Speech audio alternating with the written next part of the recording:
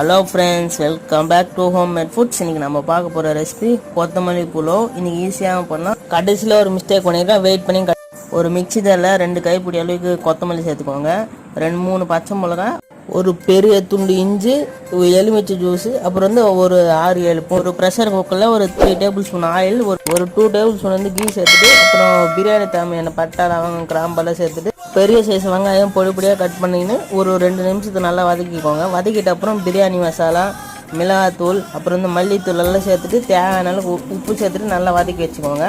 நான் பண்ண மிஸ்டேக் என்னென்னா தக்காளி சேர்க்க மறந்துட்டேன்.